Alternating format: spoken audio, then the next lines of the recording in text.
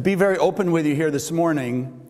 I had one idea in mind, and as I was sitting, sort of putting the last few touches on it, all of a sudden it was downloaded to me that this is Memorial Day. And the whole power of the center is to ultimately remove the need for what we're here to remember today. The whole idea of Memorial Day is remembering the people who gave their lives in service, not only here for America. Yes, we can think of America, but it's all around the world over thousands of years. There have been soldiers going to war to fight, supposedly to protect their country, save their country, etc., and we're remembering them today. And so I was thinking about it, the ultimate goal of the center, of Kabbalah all around the world, what we're doing is to bring enough transformation to human beings that we don't have to fight anymore, that it'll be just the opposite. And that's when, all this stuff started downloading, and so here I am, I just want to share with you what I've been shared with me. So you start with this idea, why do people fight? You can't have a war if there's not somebody starting the fight. So you have two sides that are looking for something, or at least one side looking for something, invades the other person. And remember, we can be talking on a countrywide level, but we can also be talking about ourselves in the same way. Why do we fight? It all comes down to the same thing. Somebody doesn't feel content. Somebody doesn't feel happy. And if you think about it, the most ironic thing and almost the saddest thing, like let's go World War II. We fought Japan. Okay, so we're fighting, killing, they're killing us, we're killing them, on and on and on and on. And now look at us. 1 minute you're fighting, there's conflict, and the next minute you're friends. Now we're technically allies or friends with Japan.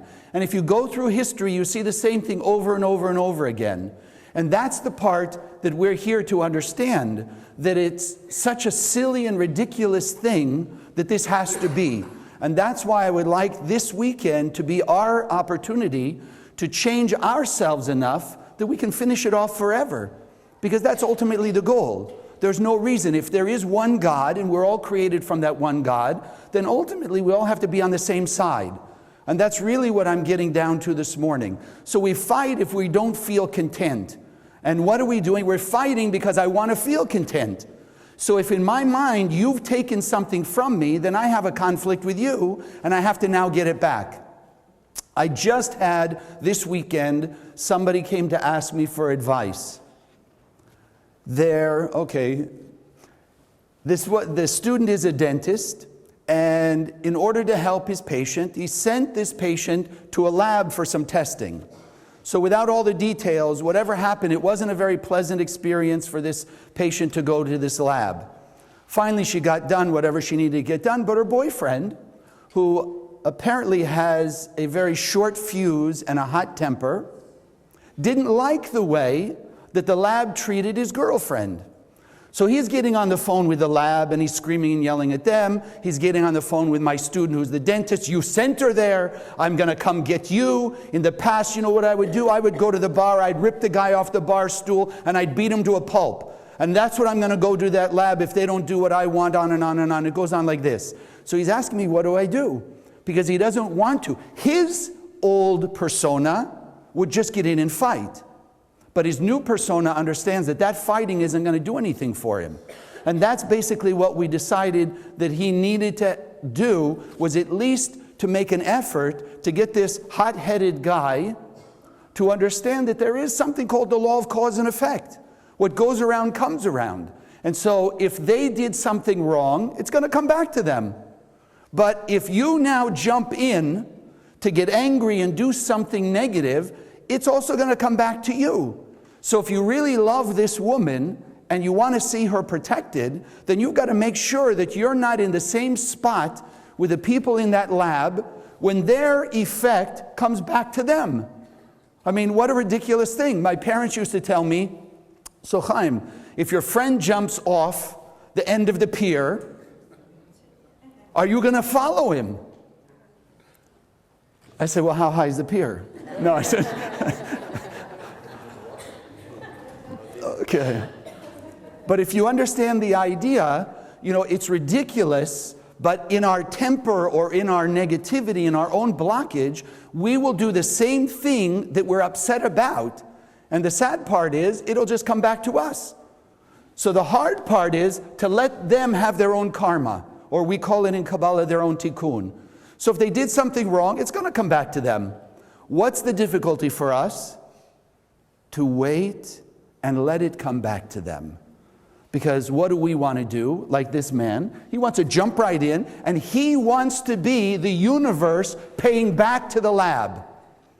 In the center, we've called people like that God's policemen. And the Rav and Karen, my teachers, our teachers, always taught me, we're not here to be God's policemen. Well, the Bible says this and this and this, so we're going to go in and we're going to, be God's policemen, and we're going to cause the punishment on these people or what have you. It's not our job. There's already a universal law of cause and effect. It's going to take place no matter what we do. I mean, if we're honest with ourselves, it's already taken place with us all the time. So we have to have the strength. Now, what I shared with him is, yes, you've got to make an effort to get that across to this gentleman, but at the same time, remember, you have the power of the light of the Creator inside you. Start sending light to this person so that maybe you can awaken something inside that person, that your words will penetrate into his heart and start to make a shift. Because in the end of the day, where is the real fight? And this I would like to be the main point for this morning. The real fight is not, in his case, with the lab or the people with the lab. Our fight is not with the other person or with somebody else outside of us. Our fight, as with every fight we have, because the Kabbalists say consciousness is everything, so our fight is in our own head. There's no fight outside of us. Once we fight the fight in our head, whichever side wins, that's the side that's going to determine our behavior. Our behavior doesn't come out of nowhere. Our behavior comes out of our thoughts. And that's why, if you hear traditionally what's called the War of Armageddon, you ever heard of this? The War of Armageddon, the final war before there's peace on earth. Well, we've been waiting for the final war for thousands of years already. When is it going to take place? Well, maybe there's another war. I mean, imagine if we started thinking like that. You and I, the spiritually minded people, were thinking like that thousands of years ago. So there's a war, we're fighting the enemy, and then there's no peace on earth. So then what do we have to believe? If you hold that thought, there must have to be another war. Because Armageddon has to be the war to end all wars. So if this war we just went through didn't end all wars, there's got to be another one. So then we have to find another enemy to go fight. And then after we fight that enemy, and we have what looks like peace for a moment, and then there's something again, then we have to fight another war. So we're always perpetuating another war, another war, another war, because we're looking in the wrong place for the war of Armageddon. We're looking at somebody outside of us, because we feel a lack we've got to go get from them. But in Kabbalistic terms, in the Aramaic, Armageddon is called Milchemet Gog uMagog, which doesn't mean the war to fight somebody else. It means the war of thoughts. The war of thoughts. That's the ultimate war. Not anyone or anything outside of us. That's just perpetuating hatred and violence. I mean, have we ever stopped hatred and violence by going out and killing other people? Could you imagine if you tried to tell your children that? Yes, you know how we're going to put out a fire? We're just going to light more fires around. You know how we're going to stop hatred? We're going to stop hatred by hating other people and go do something bad to them. Hello? But we as adults, what do? Because remember, where is our enemy? Our enemy is in our own head. So that enemy in our own head, which has to be there because it has to give us free will, because if you don't have a negative thought, then you can only have positive thoughts. Where's your free will? So we have to have free will to prove to ourselves that we really are in the image and likeness of God. We really are channels of the light of the Creator. We really do have the power to transform the planet. We have it because it's been given to us. Not because we are God, but because we've been given the power of God. We've been given the ability to share that light, to do things to transform our lives and the worlds around us. We have been given that power, but we've got to know it. And that little voice in our head gives us the free will to say, oh no, you're powerless. What can you do? You can't achieve anything. Look, you're even powerless over your children. How many of you have children? You ever felt powerless over your kids? Right. Even when they're 6 months old, what power do you have? They wake up in the middle of the night. Can you say, no, I think I'm going to sleep? You got to get up and take care of them. You got to change their diapers. You got to feed them. You got all these things. So if we can't even have power over a 6-month-old, a 2-year-old, a 4-year-old, how are we going to have power over 7 billion people? I mean, think of what craziness we put in our head. But at the same time, we learn in every tradition, we are created in the image and likeness of God. So we have to have the powers of God.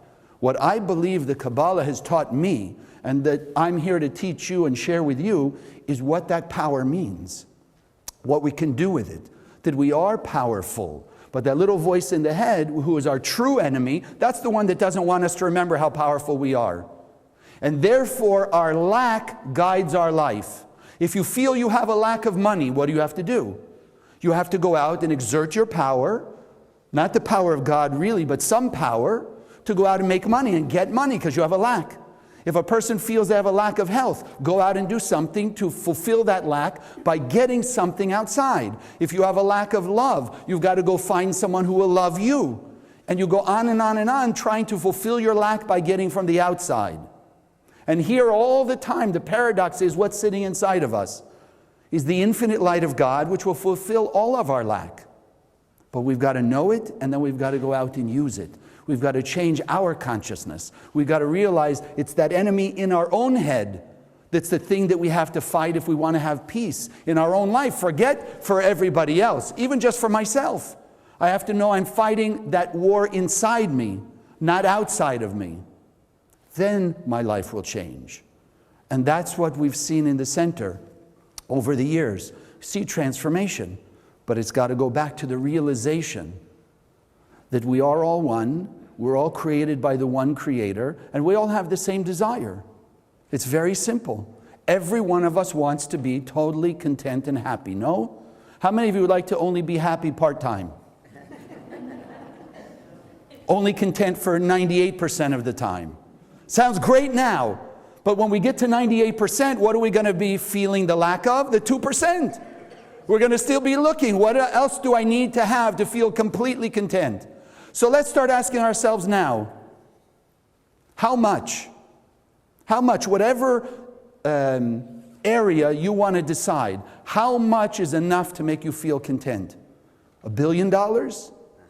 I mean, a signed, whatever, certificate from the doctors, from the medicine, that you'll be healthy forever? I mean, what's it going to take to make us content? Because you look around the world, I mean, we live pretty decent lives, no? I tried once to get my kids to appreciate what they've got. Yeah, you already know. So I Googled, you know, like I forget what I had to look up, like how people live in the world or something. And so the whole thing comes out, if you take the world's population, you make it 100, right? So like only 2 people have indoor plumbing, you know, things like that. Only 2 people have, or 1 person has drinkable water, you know, decent water. And you go on and on like this, and you start to see the proportions, how so many people around the planet live in really difficult situations. And what does the voice in our head say? Oh my God, I don't know what to do. I don't even know what to say. I shot 98. Is that good or bad? I think that's bad, no? Right? So my kids come up, they find on YouTube, first world problems. You should check it out. First world problems. Oh my goodness, if I put my phone in my pants of my skinny jeans, it's going to show up too much, right? Oh my goodness, I've got to make 3 trips back and forth from the car to bring the groceries inside the house. You know, you get the idea of first world problems. So if we look around the world, and I have traveled, so I have seen with my own eyes people who have virtually nothing, with big smiles on their face, the kids playing happily in the street with nothing, but they are smiling, and you see and feel a sense of contentment. Then I've been to places, wealthiest places on earth, and you can see people miserable. So is it about the physicality of things? Is it about what we've got or we don't have that makes us happy or not? No. It goes back to that thought in our mind. Because we can have all kinds of wonderful material things. And what will that voice in our head tell us?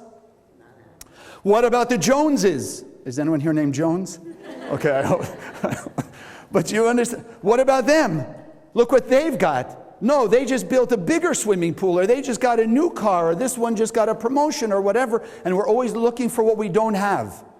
And that's the saddest thing, because we can have all the blessings in life and be overlooking it. And then starts the war.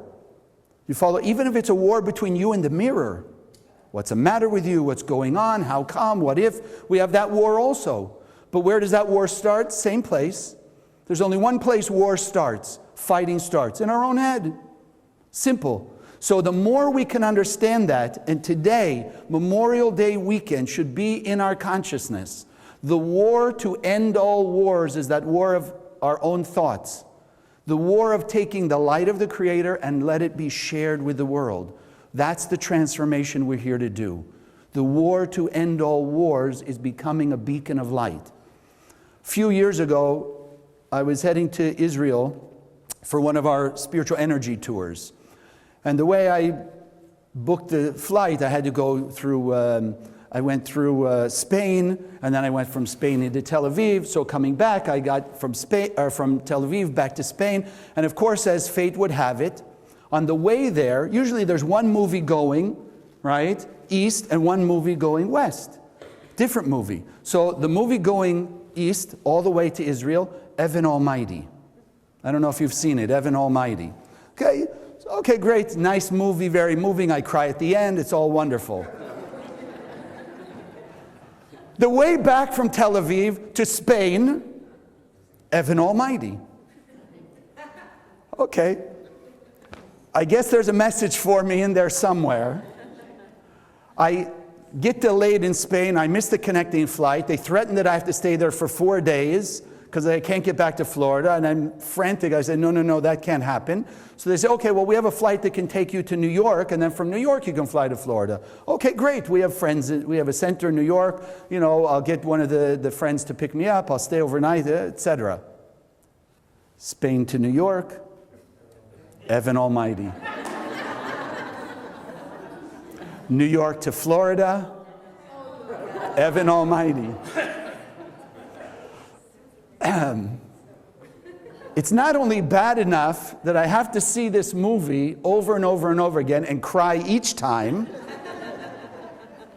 The worst part for me turned out to be the best, but you know what I mean. My middle name is Evan. Yeah, no, so now I'm thinking, I'm not trying to say I'm almighty, but the message was for me. So what did it come to? And it comes to this part, and this is what our weapon, our most powerful weapon in the fight against that negativity in our own mind. There's the one part in the movie where God comes to Evan, and he told him to build an ark. If you didn't see the movie, it's kind of a modern day Noah. Noah building the ark, etc. So at the end of the story, after he builds the ark and the whole thing, so God takes him over and he says, yes, something about the ark, and he writes in the ground, A-R-K, acts of random kindness. That's the ark. If we understand that we have the light of God, the infinite power to bring illumination and the removal of all pain, suffering, and death, then our job is simply that. The bullets, the weapon, whichever way you want to think about it, is just those acts of random kindness. Once you start to share, remember, there is a law of karma, a law of cause and effect, that will bring those back to us. And so once we start to get on that road of sending out good things, just simple things, it doesn't have to be major. We had a student here a couple years ago, just came to volunteer a little bit, right? Had an extra hour, came to volunteer. Well, guess what? Out of that act of random kindness, found his spouse. Love of his life. Did he expect it? No. Did it show up? Yes. How many times do the unexpected good things happen to us? That's what we're here to understand. It's not our job to understand how the universe is going to bring it back. Just to know with trust and certainty it will bring it back. And so the more we act that way. Had another student in London, when we were in London, this woman wanted to come to one of our events in California. Didn't have the money. So what did she do? She did the paradox, which is, those of you who've been taking the classes, you know that's big in Kabbalah. It's completely illogical and irrational. She came to give charity. Didn't have enough money to go, so she came to give charity. Guess what happened? Out of nowhere, her landlord calls her up and says, you know what, I've been looking through the books or whatever, and I realize you paid an extra month of rent. So you don't have to pay this month. Now, the better one. Coincidentally, the British version of the IRS calls her up and says, you know, it looks like you overpaid 2 years ago. So we're sending you a refund. So between the rent that she didn't have to pay and the refund from the IRS, guess what? It was more than enough money to go to LA for this event. Now, I know what that voice is telling you now. Well, it's a coincidence. It's coincidence. It's coincidence. Yes, but if you put 1,000 coincidences together and they're all related to acts of random kindness, at some point you can't say they're just random anymore. There's got to be some connection. And you and I are sitting here because we believe in those things. We know those things are real. And that's why we're here to understand, yes, if the battle is with the voice in our head, then what is the transformation? Instead of letting that voice tell us what to do, we're going to tell it what to do. The Zohar, the main writings of Kabbalah from which all the blueprint of the universe comes and all the teachings here in the center, it says very simply, in fact, it just said, I was just reading it this last week, it says that our evil inclination, that negative voice in our head, we need to work to where we can cause that evil inclination, our negativity, our egos and self-centeredness to serve the good inclination, our light nature, the DNA of the Creator within us. That's our job. How do we do it? Yes, acts of random kindness. How are we going to transform it? By that change. When we understand that when that negative voice is saying, you know what, you need to hate that person because of what they did. So then the crazy Kabbalists tell us, instead of doing that, send them love, send them light, wish them well. Because like we started in the beginning, if they did something wrong, if they did something negative, it's going to come back to them. If you are now filled with anger and animosity towards them, you just handcuffed yourself to them. And now when it hits them, it's going to hit you too. And then you're going to say, why? I don't know. I didn't do anything. Yes, you did. You held on to your anger, your resentment, and therefore you allowed yourself to be tied up with them. You want to be untied? You want the key to those handcuffs? Just send them light and wish them well. Like I've told many of the students, you don't have to have them for coffee. They don't have to come to your house for barbecue. You don't have to go over there anymore. You don't ever have to see them again a day in your life. But if you're not sending them light, just simply sending them light, then you're stuck with them wherever you go and whenever you go. And they'll always be with you. I mean, I'm sure if I asked you right now, there's somebody in your head from years back that's still with you, even though you haven't seen them in 10, 20, 30 years maybe. But they're still with you and they're still bothering you. Because every day or every moment you're thinking of them, what they did to me. I wish I could see them again. Right? The sad part is they're dead. Okay, a few people get it. Right? So I can't. You're still stuck with them. We want to be released for them. Tell you a personal story. Whew. You don't have to believe in reincarnation to study Kabbalah, but we do teach reincarnation. And for me, it made a lot more sense of a lot of things that I personally have gone through and experienced and that I've seen around. So I have no doubt that I was involved in the Holocaust and that I was not necessarily the nicest person. So I've always had this thing. In this lifetime, no connection to the Holocaust, no relatives who died, nothing, like nothing. But growing up, I couldn't stay away from any television show related to the Holocaust or what went on over there, etc. So all these signs came together when I came to the center. So, of course, I had animosity. And this one of our energy tours, for the first time ever, we went to the Holocaust Museum. So I know that I'm in the midst of this, and I know that it's just bringing back memories for me. So I take out my little pocket Zohar that I was carrying, always carries. Most of you know what this is. You can ask later if you don't. And I open it up and I start just scanning. It's in Aramaic, but as we're going to do our meditation, we understand the power of the Aramaic words is not about our brain. It's about the light of God. So I start scanning, I'm sending light to everyone and everything I see, all the displays and whatever, and back to everybody. Like I told you, when that negative thought comes and says, start hating them, I have to send them light. Because I want to finally rid myself of that animosity.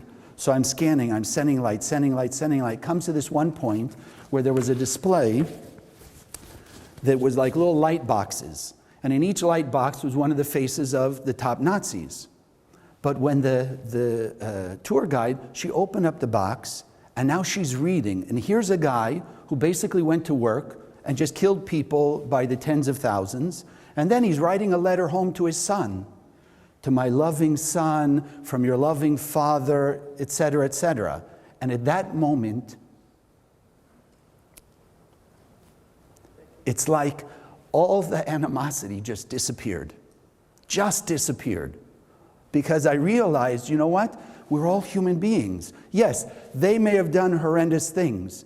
But you know what? I also have to realize that somewhere in my life, I have done relative to me also horrendous things. So what's the difference? The scale? But you know what? Over thousands of years, the scale doesn't make a difference, really, because it just perpetuates, as we're talking about. So we have to know that it's only the light is the winning side. Becoming that beacon of light is the only way we're going to finish off all the chaos in our own lives and the world around us. That's the whole point of the center. Don't ever let that voice tell you you don't have power to change the world. You're sitting here in this room because of two people almost 50 years ago who decided from their teacher and their teacher's teacher that they had the power of the light inside them and they could change the planet. And we're sitting here, diverse group, and if you knew the composite of the center around the world, you'd understand how powerful this is. But they started two people with one mission and one set of understanding called Kabbalah, that it would change the planet forever for every human being. And they worked and worked and worked, uphill all the way, against all of the resistance, all the criticism, etc., to bring Kabbalah to the masses, so that you and I can have this understanding. So, and they're just regular human beings. You and I are also in that way regular human beings, but we have the power of God. We can change the planet. All we have to do is decide that we have the ability to do it.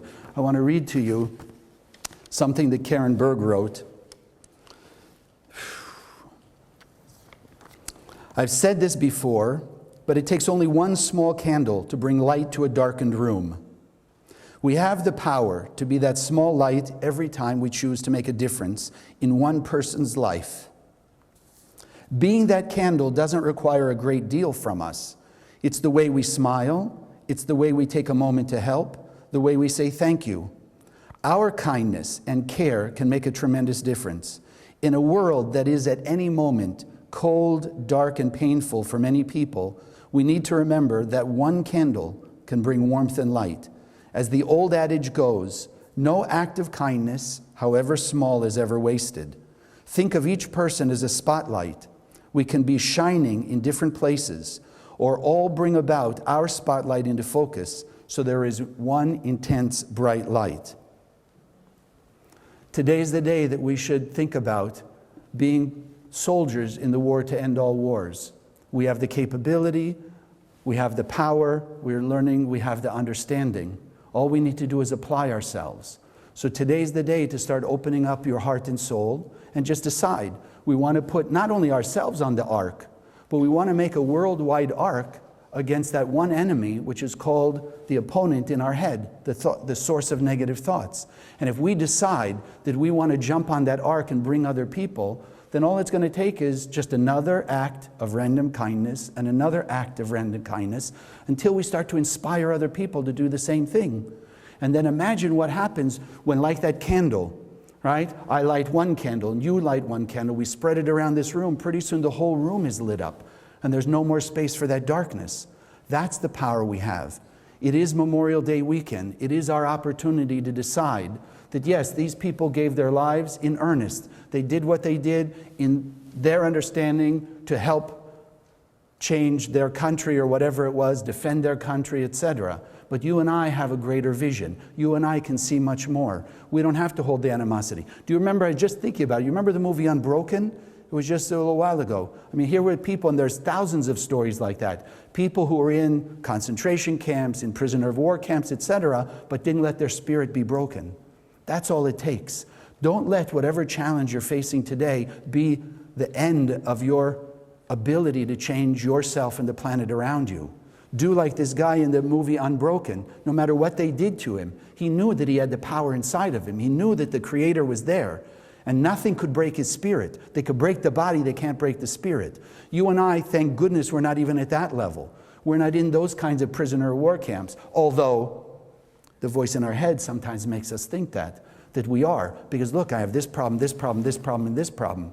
But our job today is start to realize, no, I have the light of the Creator. And I may have shared this before, but I'm going to share it again. When there's a fire in a house or a building or whatever, and the fire trucks are called. The fire truck comes. It's not the firemen who put out the fire. If we really think about it objectively, it's the water that puts out the fire.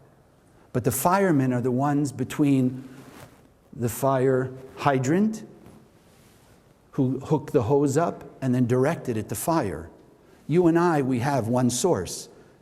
Every human being has the same source, the infinite light of the Creator. We are the hose, we are the conduit. If we allow ourselves to be open and unblocked through acts of random kindness, then the water or the light of the Creator that flows through us can be directed like the water in the hose, anywhere we see a fire. So when that voice in your head says, hate them, don't like them, remember what they did, or you look around the world and look at what's going on, just be like those fire people. Take the hose, the channel that the Creator gave you, let the light of the Creator flow out of you towards those people, because that's going to put out their fire. That's going to make them start to realize how much power they have. And it's not about trying to get from the other person satisfaction or a sense of contentment, but it's about awakening from inside and expressing that sense of contentment and gratitude and appreciation out towards others. And the more we will do that, then, like, is the goal and the ultimate mission of the center, to not make a small ark that we can all be on so that we can be protected from the destruction of the world, but the opposite. That we here are doing what we can to let all our light flow out, so the entire planet will not just be what we could call an ark, but the entire planet will be once again the Garden of Eden. God bless.